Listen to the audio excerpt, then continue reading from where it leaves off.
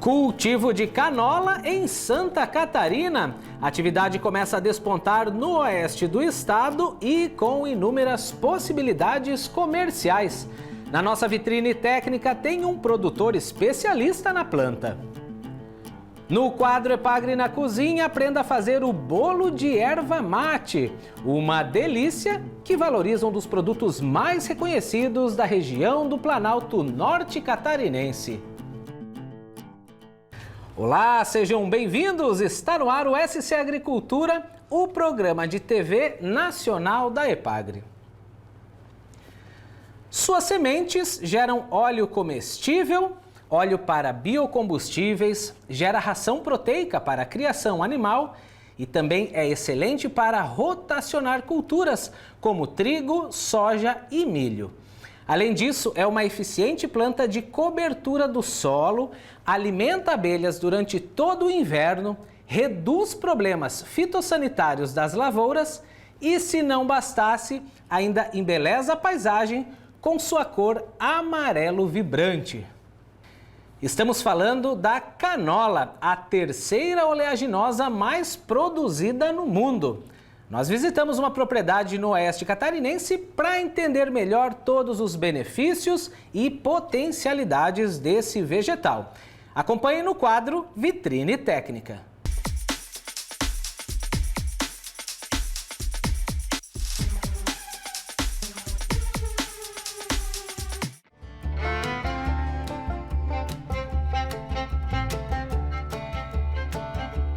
O meu início com a canola foi por causa da alimentação das abelhas. A gente começou um trabalho aqui na propriedade de criação de abelhas, já tínhamos alguma coisa e procuramos a trabalhar de uma maneira profissional, com caixas padrões e desenvolvendo mais apicultura.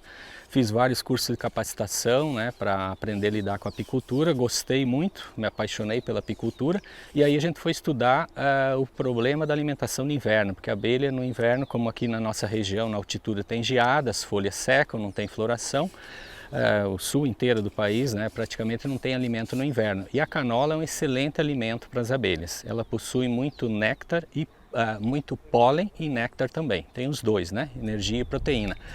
E aí nesse estudo da alimentação apícola, alimentação no inverno, eu conheci a canola e aí pesquisei, estudei mais sobre a canola, tem vários artigos, a Embrapa é riquíssima nesse tipo de informação e percebi que era um produto interessante para rotacionar culturas de inverno, que teria um ganho na produção da canola. Então aqui na região eu fui pioneiro, aqui no oeste de Santa Catarina, ninguém trabalhou com canola, ninguém havia trabalhado com canola.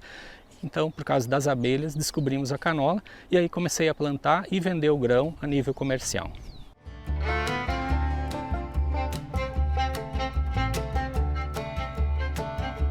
Aqui na minha propriedade, minha e do meu pai, nós temos um plantio de 45 hectares. Aqui onde a gente está fazendo as imagens são 31 hectares, tem mais uma outra área, um total de 45.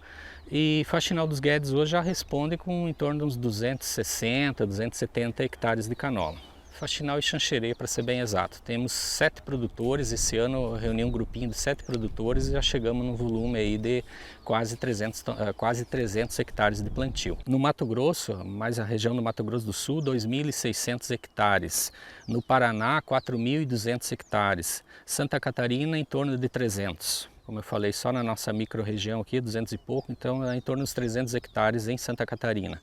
E Rio Grande do Sul, 179.500, praticamente 180 mil hectares de canola. Então o Rio Grande do Sul é pioneiro, é o maior estado produtor no Brasil, é o destaque, e está praticamente concentrado aqui na região sul, então Rio Grande, Paraná, um pouquinho do Mato Grosso, estão desenvolvendo projetos na região do Cerrado, região próxima a Brasília, então regiões onde tem um clima, pelo menos uma altitude de 600 metros, porque ela gosta de altitude e temperatura não pode ser muito alta, até 28 graus por aí.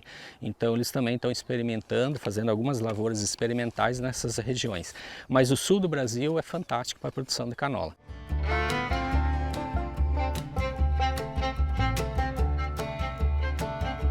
O destino, o que se faz com a canola? Óleo comestível, biocombustível E o farelo, na hora que esmaga ela, que processa para a ração animal, para as rações. Então uma proteína como a chamada torta de soja, né? A mesma proteína, a mesma fábrica de ração que usa proteína de soja pode usar proteína de canola. E a relação é essa atualmente, em torno de 80% está sendo destinado para alimentação humana e 20% para a indústria de biocombustível. Ele é um óleo nobre, ele é um óleo que contém em torno de apenas 7% de gordura saturada. É um óleo muito bom para alimentação, ômega 3, ômega 6, tem outros benefícios aqui que não dominam, mas é um óleo muito saudável, muito bom para cozimento, para temperar salada, enfim, para o que quiser, para cozinha. E esse 20% é que é destinado hoje para biocombustível, porque a indústria de biocombustível ainda não é tão grande no Brasil, mas o importante é destacar que a canola é uma cultura sustentável. É uma cultura que tem muito esse foco de sustentabilidade, porque para o biocombustível ela é excelente. Inclusive a Nucid, que é a empresa produtora das sementes, da tecnologia, desenvolveu também a carinata. Nós já temos no mercado aqui, a gente está falando de canola, mas a carinata daí seria um material somente para biocombustível. Essa é uma novidade que está chegando, o Rio Grande do Sul já plantou, o Paraná já plantou, que aí é um óleo que a carinata, então veja, é outro produto, parente da canola, muito semelhante à canola, é um derivado dela, só que um óleo daí mais ácido, é um óleo que serve somente para biocombustível e vai abrir um grande espaço, um grande mercado para isso, porque a própria França tem interesse, né, para a indústria da aviação. Então ela gera crédito de carbono, por isso que falei que é uma cultura sustentável, porque as empresas precisam fazer isso. Quem queima combustível fóssil precisa ter um combustível de baixo carbono, então a canola se adequa muito bem a isso também. No próximo bloco tem muito mais para falar sobre canola. Vamos ver o ciclo de cultivo, como ela ajuda na rotação de culturas e por que o ramo é promissor na agricultura. E ainda hoje tem dica culinária com uma receita original que vai te surpreender. É o bolo de erva mate. Fique com a gente e já voltamos.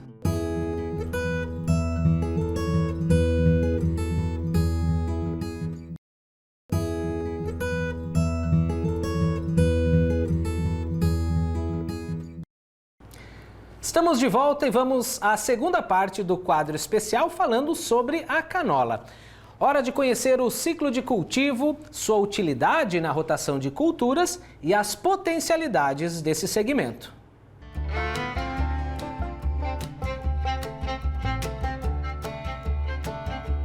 Vitor, esse ponto aqui que a gente está vendo, essa altura, né, essa coloração, esse é o ponto da colheita da canola? A gente está próximo da colheita? Está próximo, porém ainda não chegou ao ponto. Ela está em final de floração, né? Então algumas plantas a gente já vê que a flor já caiu e está vindo a síliqua. Aqui é onde terão os grãos, as vagenzinhas, são chamadas de síliqua. Ela tem um ciclo de 135 dias, 150 dias, depende da questão climática, né? Se estiver um pouco mais frio, ela alonga um pouquinho o ciclo, mas ela vai ficar pronta. Esse material que foi plantado em dia 4 e 5 de junho, ela vai ficar pronta final de outubro. Estamos em setembro, então tem aí mais um mês, uns 60 dias aí para estar a fase de colheita. Aí ela vai mudar totalmente de coloração, a flor, lógico, vai cair, aqui já ficam as síliquas já se formando. Aqui nós conseguimos ver em plantas mais desenvolvidas, né? Então ela vai aqui que vai dar o grão e aí ela vai mudar a coloração, vai ficar um marrom, quando ela secar, um amarronzado. Sai a folha, a planta amarela e vem o grão. E vem o grão, exatamente. Em cada florzinha dessa vai gerar uma sílica, que a gente chama, né? Em outros grãos se chama de vagem, mas é aqui que estarão os grãozinhos da canola. E então é isso, é um ciclo aí de 130, 140 dias, depende da variedade também. Eu aqui estou plantando, aqui é a série Zime, é uma canola que tem resistência a alguns tipos de herbicida, então eu consigo fazer a limpeza de outro tipo de folha larga, por exemplo, o nabo forrageiro, que na maioria das lavouras tem, sem matar a canola. Então ela também já é um material diferente, mas existem outras variedades também. Essa aqui é uma canola específica, né, para essa área que tinha um pouquinho de nabo forrageiro.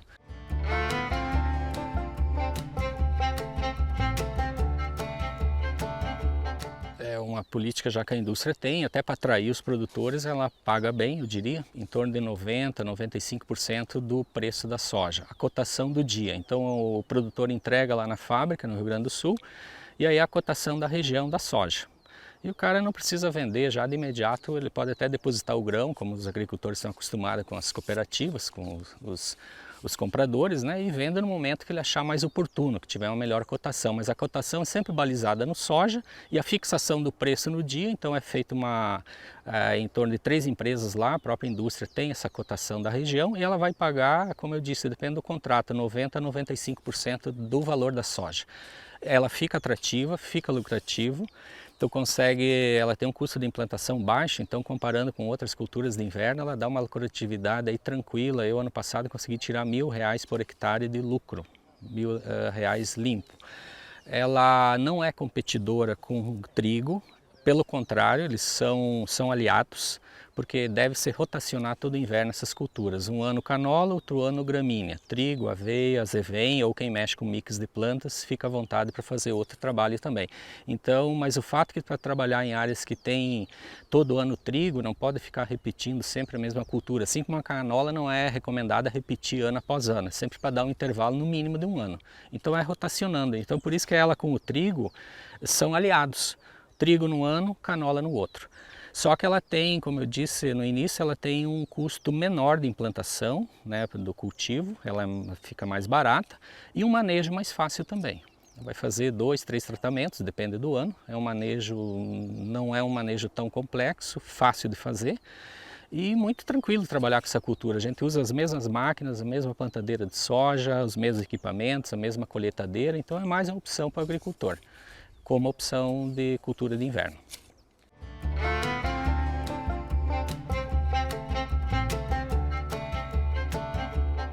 Eu diria que Santa Catarina tem um excelente potencial para essa cultura, porque nós temos altitude, temos clima favorável, a canola gosta de frio, é uma cultura do inverno, e então a região aqui é maravilhosa, né? Talvez o agricultor não tenha percebido, antigamente tinha variedades diferentes de canola e hoje em dia o material está bem desenvolvido, tem resistência poligênica a mofo branco, que era uma preocupação antiga, né? Eles seriam hospedeiro desse fungo, né? Mas hoje em dia é muito tranquilo trabalhar com canola por causa que ela já vem com essa mudança genética de resistência poligênica ao mofo branco. Então essa é uma despreocupação do produtor. O que falta é essa informação chegar mais precisa para o produtor. Muitos não conhecem a canola, tem às vezes receio achando que ela pode trazer algum tipo de doença e ao contrário, ela até quebra ciclos patológicos, como eu falei. É importante rotacionar ela com gramínea, então um vai quebrando o ciclo do outro. E Santa Catarina não desenvolveu mais, talvez por falta de uma indústria aqui que seja compradora. Há perspectivas de algumas cooperativas ou até silos privados, particulares, receber a produção aqui em Faxinal ano que vem. Já existe uma negociação entre a indústria do Rio Grande aqui com a cidade, de facilitar essa logística, porque um dos gargalos é a logística. A gente colhe, faz aqui o plantio, até aí tudo bem, só que na hora da colheita tem que transportar até o Rio Grande do Sul. Então isso, quem é produtor rural sabe que é importante ter um silo, um ponto de recebimento próprio para facilitar o manejo, facilitar a operação. Eu estou colhendo, o tempo ameaçou chover, eu já corro ali, descarrego o meu caminhão e não preciso viajar 400 km para levar até a indústria. Risco existem todos, mas o risco na canola é tranquilo, estou no 5º ano, muito seguro, a gente está aprendendo a trabalhar, aprendendo com a cultura. E é muito, muito bacana. Eu acredito que deve prosperar muito para os próximos anos, principalmente com essa perspectiva de biocombustível, né? Além da canola que estamos vendo aqui, a carinata que vai vir por aí vai ser excelente para isso. Ela faz a gente pensar, além da beleza dessa flor amarela, vendo esse monte de insetos, as abelhas se alimentando, se fortalecendo, começa a te dar um pensamento ecológico. Eu acho que é estimulante por isso, porque você começa a ver que o inseto é importante, ele é importante aqui na canola, é importante em outras culturas, então isso acaba despertando o interesse no agricultor de cuidar da natureza, né? Como eu disse, ele é um produto sustentável, né? A planta da canola. E essa beleza, né, que as lavouras ficam grandes jardins. Então esse é um dos fatores positivos também, o embelezamento da propriedade.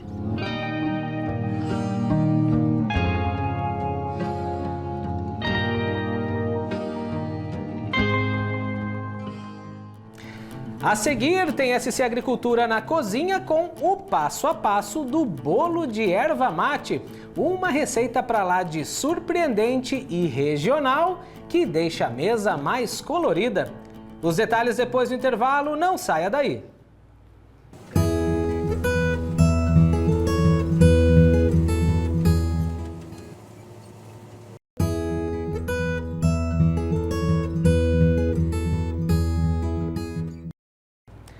E agora vamos falar de gastronomia. A erva mate do Planalto Norte de Santa Catarina, que é reconhecida por sua qualidade e origem protegida, sai da cuia do chimarrão e vai parar na forma do bolo.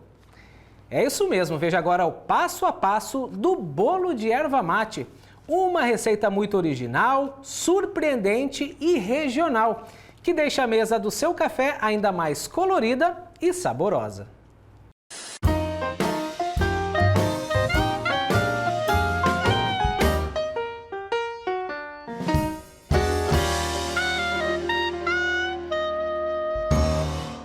Olá, meu nome é Ana Luísa, eu sou extensionista social da Ipagre aqui em Canoinhas.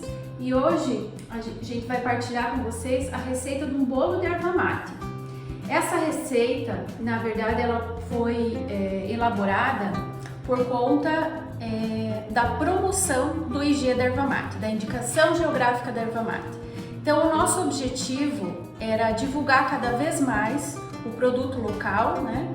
E também algo que os agricultores pudessem estar replicando a receita em casa. Então, é bastante simples e a gente vai fazer agora.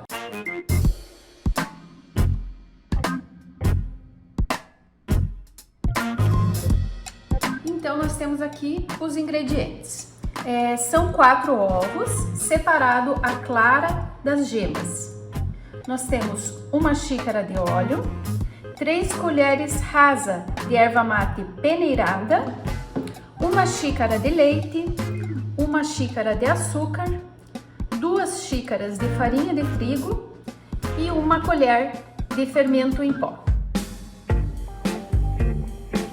Nós vamos iniciar colocando as claras e batendo até elas ficarem em neve.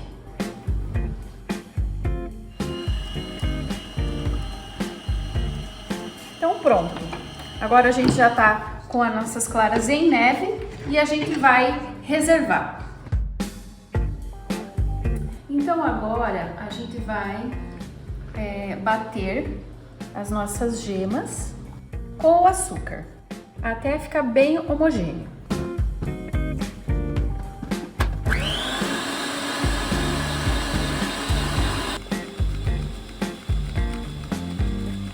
Então aqui o nosso açúcar já derreteu, já incorporou a gema e a gente vai começar agora a colocar os nossos líquidos. A gente vai pôr o óleo,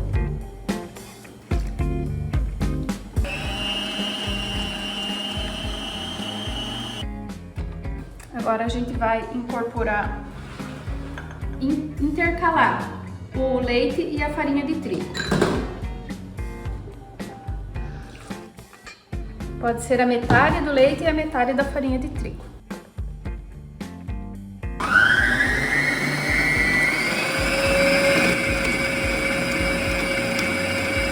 E agora a gente já pode colocar as 3 colheres de sopa de erva mate. É importante que essas colheres, elas sejam colheres rasas, tá? Porque se a gente exagerar na quantidade da erva mate, ele vai acabar deixando um gosto amarguinho no bolo. Então é legal não exagerar na erva mate. Então a gente já pode colocar ele junto com a farinha de trigo aqui.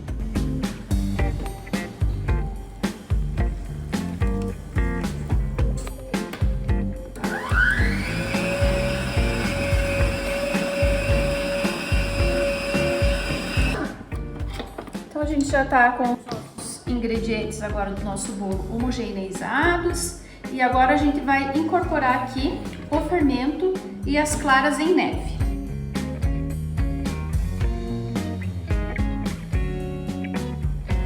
Aqui a gente vai fazer isso gentilmente, né?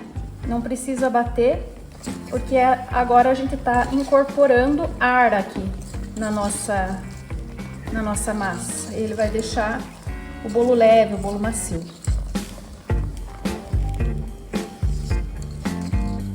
Então você pode estar utilizando um fouet ou a própria batedor da nossa batedeira, né? Para estar incorporando essas claras e o fermento. Então dá para ver que fica uma massa bem aerada. E agora a gente vai levar essa massa para uma forma untada e enfarinhada.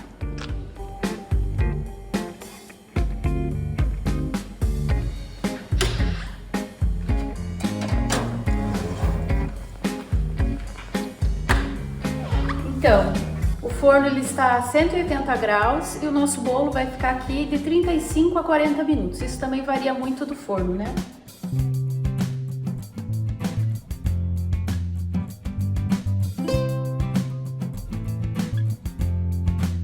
Então, como sugestão de cobertura, a gente vai deixar também com a utilização da erva mate, tá? Então a gente vai estar utilizando aqui uma lata de leite condensado,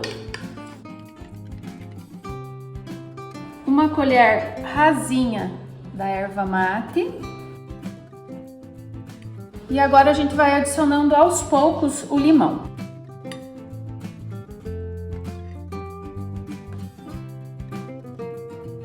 Quantos limões, Ana?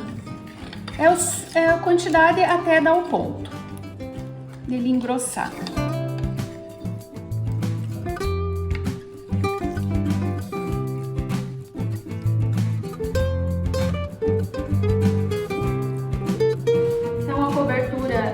Está pronta, né? O leite condensado já engrossou. Se quiser adicionar um pouco mais e deixar mais firme, também pode, mas a gente vai utilizar assim para ele escorrer no bolo e dar uma boa finalização.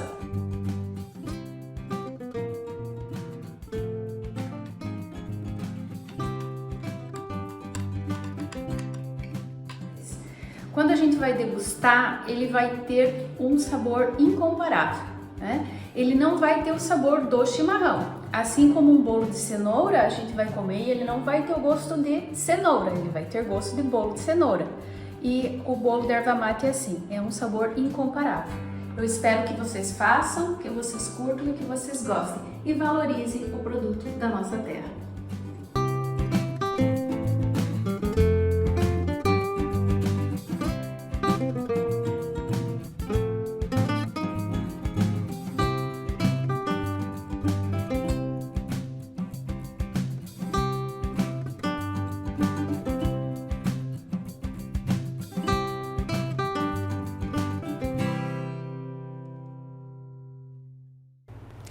E olha, fique ligado porque nas próximas semanas tem mais receitas incríveis como essa. Por exemplo, o sorvete de erva mate. É isso mesmo, não dá para perder.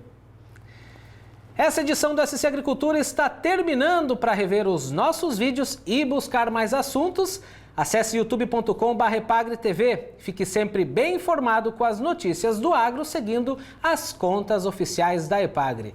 Obrigado pela companhia de sempre e até semana que vem. Tchau!